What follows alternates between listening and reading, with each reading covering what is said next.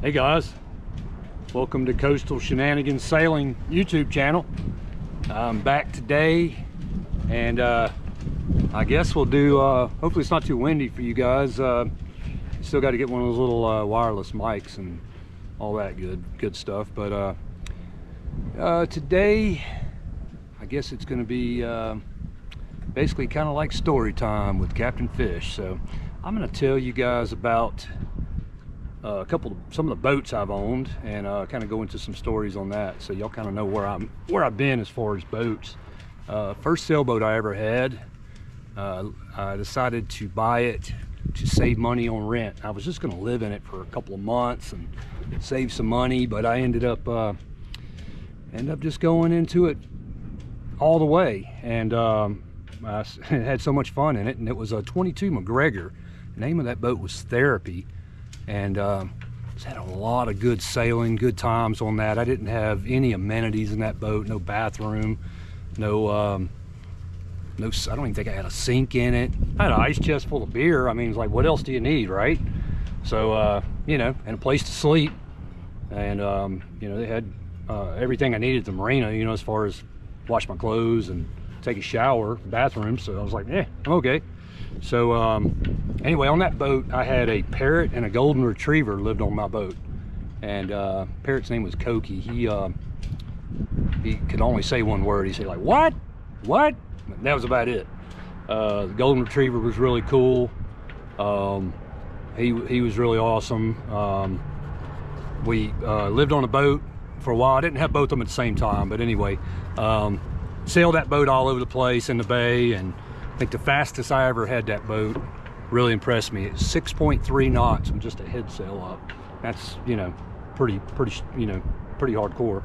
But we'd make margaritas on the boat one day, and I'll never forget. Had like 12 people on the boat, a bunch of good-looking girls, and we were sitting around, and I was like, make some margaritas, and I was like, aren't margaritas supposed to have lime in them? And they're like, yeah, Fish. I said, well, let's put some lime in them. And I think we dropped 3 whole limes in that margarita blender, and just, man, it was the prettiest margaritas you ever seen. But man, they give you a stomach ache after you drink about 2 or 3 of them. But anyway, I sold that boat. I was trying to get a bigger boat, and I had grand plans on moving up to, how could I get up to a 40-foot boat? That was the magic number. And I said, well, I could do this and that, and maybe 2 years from now I could have a 25-footer and all that. Well, I sold that boat, and I went straight to a 37-foot wooden sailboat. Now, the owner financed it, and you know, they were really wanting to get rid of it, and I didn't realize it and how much work that would be until I really got into it. I actually lived on that boat for maybe 7 years. That boat, we had a party on it one day, and somebody said, I remember 2 people in the background talking, said, Fish, all you ever do is barbecue and drink on this boat. And then somebody else in the background said, Fish's Bar and Grill. So that's what we named the boat, was Fish's Bar and Grill. I actually had people stopped when I was at anchor and wanted to order a hamburger. So that was kind of crazy. They thought it was an actual bar and grill. But sailed that boat all over the place. It had a locked up engine in it. I didn't care. I'd sail out of the slip, wait till the wind's right. If it wasn't right, drop the anchor and wait on it some more, you know. But I had decided to put a dehumidifier in that boat, and the inside of the wood, rumor had it that it was mostly mahogany inside. Most of the wood inside that boat, I'd heard rumor there was about 80 coats of varnish on that wood. It looked like glass. Well, I decided to put a dehumidifier on it. It'd be a great idea, keep it all nice and comfortable inside. Well, me and ex-girlfriend decided to go sailing one day, and I think we were headed to Petty Boy Island with a couple of buddy boats. And she said, Fish, I think I'm gonna go downstairs and make a cocktail. Would you like one? I said, yeah, rum and coke, of course. So she goes down there and she said, your floor's wet down here. And I'm thinking, oh great, I got brand new Berber carpet in this boat, and she done spilled a drink on it. Well, I go down there to check it out, and unfortunately I opened up the bilge, and that real deep bilge is about 4 foot deep, full of water. So I don't know how many hundreds of gallons of water we had in it. We realized we were sinking, and it was a long day, to say the least. Finally, when we found the leak, it was actually coming from a plank up in the bow that had dried out. And I went and found the first aid kit and jammed some cotton up in it, and it stopped leaking. But man, you'd be surprised what comes out of a boat when it's sinking, man. There was like cucarachas all over the place. But after realizing that, you know, even though I had fun with that boat, it was a wood boat and I was gonna have to step back and before I could go forward. So I sold it and wanted another fiberglass boat. And I bought a Cal 24 that was turnkey, ready to sail. And that's all I cared about. I could go sailing. And I'm sitting in it one day and watching TV, and I'm thinking, man, I want to find a good name for this boat. All I know is the name has got to have some soul in it. And I'm flipping through the TV, and guess what comes on TV? The Soul Train. So we named the boat the Soul Train. And it had a little 6 horsepower Johnson on it, and I mean, man, good times on that boat, good times. But I still wanted a bigger boat. So then I bought my 4th boat, which was, of course, I wanted to keep soul in the name. I'm a pirate, so let's name it Pirate Soul. So that was an Irwin 27, and we used to have little meetups, you know, and we would take a bunch of boats, 7, 8, 10 boats. We'd go to sail over to the cove and have little parties on them and everything. And I met a guy with a boat named Soulfish, and he was like, "This is ironic. You're fish, and my name of my boat is Soulfish, and your name of your boat is Pirate Soul. It's kind of weird." So anyway, it became a long friendship. He went with us on the trip, and he's the reason I sailed a lot in the Caribbean. I helped him do some deliveries on some boats, and later was buying a 41 Morgan from him down in St. Thomas. But we would anchor this little boat out, and we would have cocktail hops at anchor, and we'd basically go around in a dinghy and go to different boats, and they would have a cocktail and advertise them. And so everybody did that, and it just had a good time, really good time. By the time you make your rounds, you're pretty much ready to go to sleep because you drank too much. But I didn't like the way that boat sailed, and so I traded it for a Cadillac, believe it or not. So I ended up, this was about the time Hurricane Katrina came along, and I found another boat. It ended up being a 1995 Compact 27. We called it Pirate Soul also, or Pirate Soul 2. Well, this particular boat was probably one of my favorite boats of all time. It was sitting at the marina after the hurricane, impaled on a piling, stuck underwater. And this boat had barnacles growing on the inside of it. And I had a couple friends said, "Man, you're crazy if you try to restore this boat." Well, that was probably the best restoration I did. It took me about 4 months. Moved on it with the hole in the side. I mean, the hole in the side of the boat was on the port side. It was big enough you could almost slide a refrigerator inside the hole there, and had barnacles growing on the inside of it. And it ended up being a good boat though. Completely redid it, pickled the engine, got it going. That was our jerk chicken boat.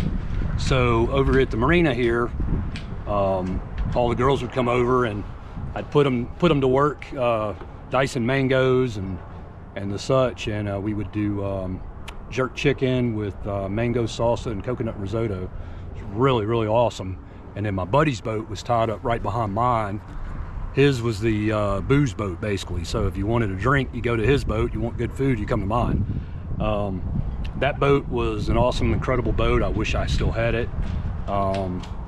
I attempted to sail it to Key West, and I developed an oil leak, and come to find out the oil leak was just a gallon jug of oil that had a pinhole leak in it, kept leaking in the bilge, just made an absolute mess. And unfortunately, I guess that was a sign, said you're not supposed to go to the Keys right now. But so anyway, I wanted a bigger boat, and so I had a friend of mine offer to trade me a much larger boat which was an Irwin 37. Matter of fact, there's an Irwin 37. Let's see if I can get out of the window. Right over here, next to my Endeavor. And anyway, I just thought that was going to be the best boat ever, and had so much more room. Well, I never named that boat. It never really got enough personality. I really didn't like the boat. Something about it I hated. The boat had had to get repossessed for me to buy it, and apparently there was a stripper living on it, and you know, she wasn't there when we went and got the boat, but I made sure that I got proper paperwork and everything like I was supposed to, and apparently the guy was buying the boat and didn't fulfill the obligation of completing buying the boat. So anyway, what happened later was it ended up got stolen from me out of another marina. So yeah, crazy story. But what was weird about this boat was there was a guy found out that had died on this boat, and from what I understand, he really liked music. Well, I'd be laying asleep at night, and all of a sudden the radio would come on by itself, and it was like a car radio, car stereo that was installed, you know, next to the electronics. And I was like, man, that's odd. So I pulled the fuse out. Well, I'd go to bed and the radio would still come on. I was like, that's kind of crazy. Let's cut all the wires. I cut all the wires to it, and lo and behold, radio come on one night at 2 o'clock in the morning. And I was like, okay, now I know you're talking to me here, so we're gonna get rid of the radio. So I yanked the whole radio out and threw it in the trash. Well, that's when the boat started sinking. Shortly afterwards, it got stolen. That was a big mumble jumble. I was selling the boat to a buddy of mine, and in the midst of that, he had his stuff on the boat, I had my stuff on it, and that's when the boat got stolen. But he didn't pay me everything he was on that end. So whoever ends up with that boat, I hope they don't sell it to somebody on time, because it doesn't have a good record. But anyway, I just did not like that boat. Like I say, I didn't even give it a name. I found another boat. Guy passed away, and he didn't die on the boat, but I found a 41 out island. Well, no, this is okay, going back. The next boat I bought was a 41 out island in St. Thomas, and I bought that, or was buying that, from my buddy that I met over at that had the Soulfish. Well, this boat's name was Soulfish also. So you know, keeping soul in the name. But anyway, I went to St. Thomas, went to buy that boat, and I sailed every week to Yost Van Dyke and Tortola, usually by myself. And but that boat, I had been from Key West to Stuart, Florida, and then we sailed it from Marathon to Virgin Gorda, the BVIs, before bringing it back to St. Thomas. Sailed that boat a lot. I had a good time. Sailed it all over the Caribbean. I think my profile pic on the YouTube channel is me sailing that very boat around, I think it's Peter Island. But anyway, got kind of homesick down in the islands, and decided I wanted to go back to culinary school. So left that boat there and went to culinary school, graduated culinary school, top of my class, got highest honors, and just did that. But I just don't care to cook anymore. But it was a lot of fun. And shortly after that, I bought another 41 out island, and I named it Soul Chef. So mostly just had wild, crazy dock parties on it. Had some, you know, crazy stories on that.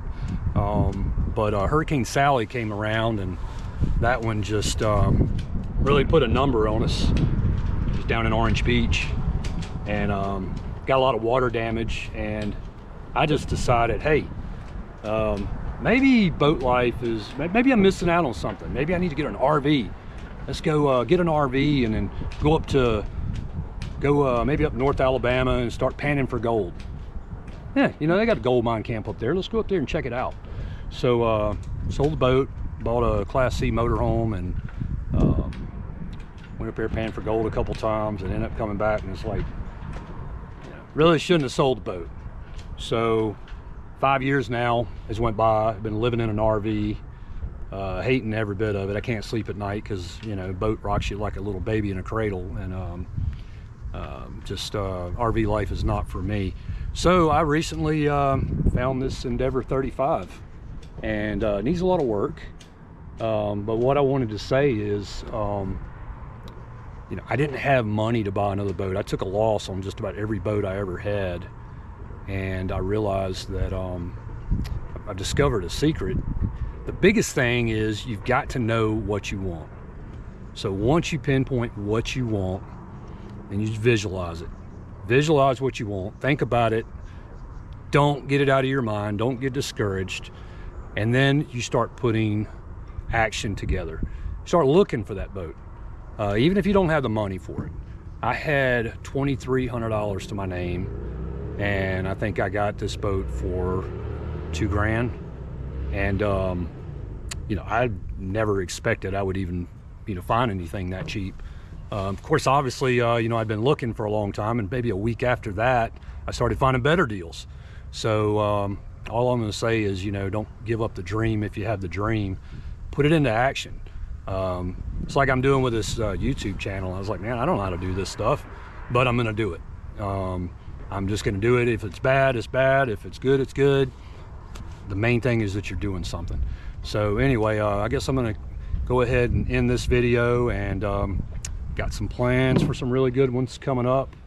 I'm going to try to put together some stuff for you guys, and just want to know, thank you for watching my channel, and thank you for liking and subscribing, and hopefully we will catch you guys soon. Captain Fish signing out.